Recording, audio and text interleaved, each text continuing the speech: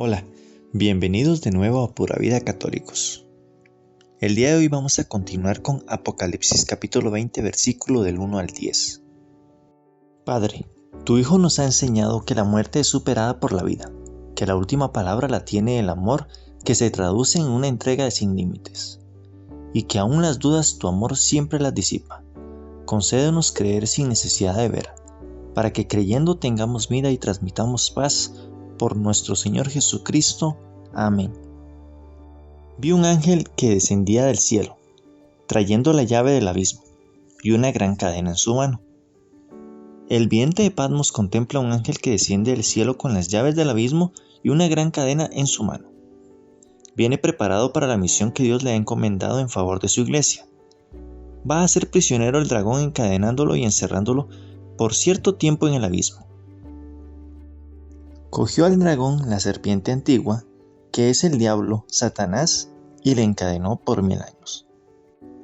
El autor sagrado identifica expresamente al dragón encadenado como Satanás, o lo que es lo mismo, con el diablo y la serpiente antigua, cifras en Apocalipsis capítulo 12, versículo 9. Esta última expresión alude al reptil seductor de nuestros primeros padres, cifras en Génesis capítulo 3, versículo del 1 al 19. ¿Quién fue el que introdujo la desobediencia en el mundo? Y con la desobediencia entró el pecado y la muerte. Como dice muy bien el libro de la sabiduría, por envidia del diablo entró la muerte en el mundo, y la experimentan los que la pertenecen. El número 1000 años indica un tiempo muy largo, pero indefinido, y por lo largo que sea, en comparación con la eternidad, resulta solo un pequeño lapso de tiempo. Le arrojó al abismo y cerró, y encima de él puso un sello para que no extraviase más a las naciones, hasta terminados los 1000 años, después de los cuales será soltado por poco tiempo. Durante la prisión, que durará 1000 años, el dragón no podrá seguir seduciendo a las naciones contra la iglesia de Cristo. De este modo los cristianos se verán libres de sus más fieros enemigos, que los perseguían a muerte, y podrán gozar de la paz durante todo este tiempo. Pasados los 1000 años se le dará suelta al dragón un poco de tiempo para que ponga en ejecución su postrera hazaña, a la que seguirá la derrota definitiva. La prisión en la que es encadenado y encerrado el dragón es distinta al lago de fuego al que fueron arrojados la bestia y el pseudoprofeta, en el que también será arrojado luego el dragón. Cifras en Apocalipsis capítulo 20, versículo 10. El lago es el lugar del tormento, en el que expían sus pecados los condenados. El abismo, en cambio, es una prisión provisional de detenidos, en el que el dragón sufrirá un castigo preliminar antes de su derrota definitiva. Sin embargo, no hay que tomar demasiado al pie de la letra las palabras de un libro como el Apocalipsis, en que tanto abunda el lenguaje figurado. El encadenamiento del dragón durante 1000 años significa la limitación de sus poderes subversivos del demonio, en la neutralización de su poder, de su actividad, disminuyendo aún más la libertad que se le había dado desde el capítulo 12, versículo 9. San Jerónimo y San Agustín, como la mayor parte de los exégetas que dependen de ellos, creen que estos 1000 años designan el periodo de tiempo existente entre la primera venida de Cristo y la consumación final. El corto periodo en el que será librado Satanás lo identifican como el periodo de 3 años y medio de actividades del anticristo. El imperio romano idolátrico, hasta aquí animado por el espíritu de Satanás, reconocerá por fin su error, cesará de perseguir el nombre de Cristo, dará la paz a la iglesia y se confesará en el mismo cristianismo.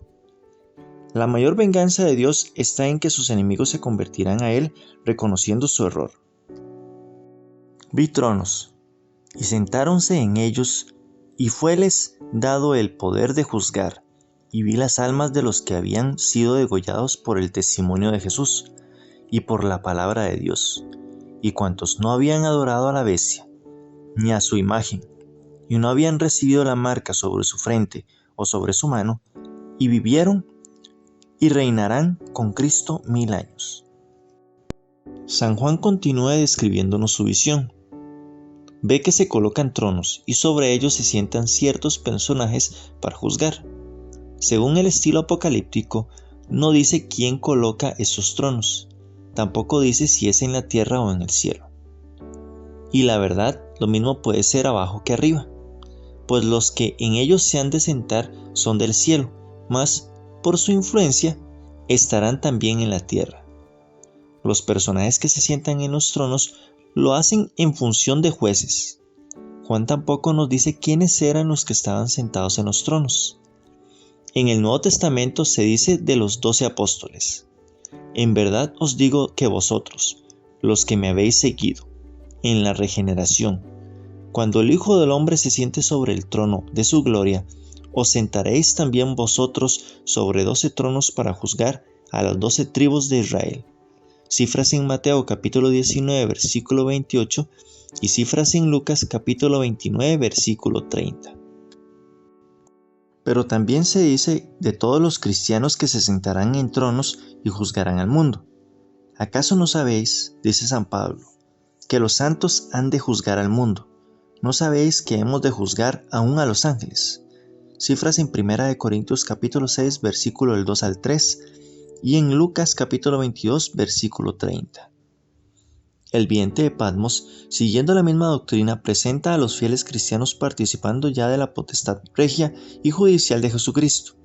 Entre todos estos cristianos ocupan un lugar preeminente los mártires que habían sido degollados por el testimonio de Jesús y los que no habían adorado a la bestia ni habían recibido su marca. Los restantes muertos no vivieron hasta terminados los 1000 años. Esta es la primera resurrección. La fe católica confiesa que el Señor honra a los santos del cielo, otorgándoles influencia en el mundo por medio de su intercesión. Además, gusta de tomarnos como ministros suyos en la comunicación de su gracia, no porque de ellos tenga necesidad, sino para honrar a los que le honraron en la tierra. En esto consiste precisamente ese reinar de los fieles con Cristo por 1000 años. Entre todos ocupará el primer lugar la Virgen Madre, la reina de los mártires, con su esposo San José, después los apóstoles, según la promesa del Señor, y luego cuantos superaron las pruebas, cada uno según sus merecimientos. Esta gloria que los santos reciben después de su muerte es la primera resurrección, en la cual no tomamos parte los demás muertos. ¿Quiénes son esos muertos? Pues todos los demás que no han pasado por el fuego de la persecución. El vidente de Patmos parece mirar aquí principalmente a los que se mantuvieron fieles a la presente persecución, pues el propósito es alentar a los fieles a soportarla. Pero el motivo formal de su afirmación parece exigir que en esta categoría se incluirán también los que en tiempos anteriores pasaron por la misma prueba, y los que habían de pasarla en el futuro. Algunos autores, en cambio, interpretan la expresión los restantes muertos a los que adoraron a la bestia. Estos idólatras no participarán del reinado espiritual por el espacio de 1000 años. Continuarán muertos hasta la resurrección corporal de todos los difuntos, y entonces resucitarán para ser castigados en el infierno. Según esto, el autor del Apocalipsis contrapondría la resurrección espiritual por medio de la gracia en este mundo, que tendrá su plena expansión en el cielo, y la corporal al final del mundo. La resurrección primera es la que se ejecuta ya en la vida presente mediante la gracia. La resurrección segunda vendrá lugar al final del mundo, según resuciten corporalmente todos los muertos. Bienaventurado y santo el que tiene parte en la primera resurrección. Sobre ellos no tendrá poder la segunda muerte, sino que serán sacerdotes de Dios y de Cristo, y reinarán con él por 1000 años. El vidente de Patmos quiere consolar a los cristianos y animarlos para que se mantengan firmes en su fe. El que esto haga será dichoso y santo, en cuanto que será en el cielo lo que eran los sacerdotes en el templo de la tierra, que vivían cerca de Dios y en su presencia, presentándoles las ofrendas a los sacrificios. Tendrá una relación más íntima, una especial vinculación con Dios, como la que tenían los reyes y los sacerdotes en la antigua ley. Será como Jesucristo, Rey con poder para juzgar y sacerdotes con potestad para ofrecerle las oraciones y los sacrificios a toda la iglesia y a la humanidad. Todo esto durará 1000 años. El que tenga parte de la primera resurrección propia de los mártires y de los que han parecido por el nombre de Cristo, reinarán con Cristo por 1000 años, y tendrán asegurada la resurrección final, porque el Señor ha afirmado: bienaventurados los que padecen persecuciones por la justicia, porque suyo es el reino de los cielos. Cifras en Mateo capítulo 5 versículo 10. Cuando se hubiesen acabado los 1000 años, será Satanás soltado de su prisión. Pasados los 1000 años en el que el diablo estuvo encadenado, será soltado y entonces se dedicará a seducir al mundo y a juntar fuerzas para dar el último asalto contra Dios. Como el Imperio Romano y el sacerdocio pagano, simbolizados por las dos bestias, ya habían desaparecido, aniquilados por Jesucristo y su ejército, Satanás busca aliados y colaboradores en las hordas bárbaras de los escritas, de Gog y de Magog. Para la redacción de este último episodio en la lucha entre Cristo y Satanás, San Juan se ha inspirado en Ezequiel, versículo 38 y 39, donde se habla de la invasión de Gog. Los pueblos escitas, pueblos caracterizados por el pastoreo nómada y la cría de caballo de montaña, a los que pertenecían Gog y Magog. Cifras en Génesis capítulo 10 versículo 2. Se hicieron célebres en la literatura judía después de su invasión en Asia. Ezequiel nos presenta a Israel recientemente restaurado, que habitaba en sus tierras tranquilo y confiando más en la protección del Señor que en la fortaleza de sus ciudades, desprovista de murallas. De las regiones del Aquilón llega una invasión feroz de pueblos desconocidos, los cuales, atraídos por la fácil presa que Israel le ofrece, pretenden acabar con él. Pero el Señor interviene en favor de su pueblo, siembra la discordia en el pueblo de los invasores y uno a otro se destrozan totalmente. Jesucristo también nos habla de que al fin de los tiempos las luchas perpetuas entre las ciudades del mundo y la ciudad de Dios se agravarán.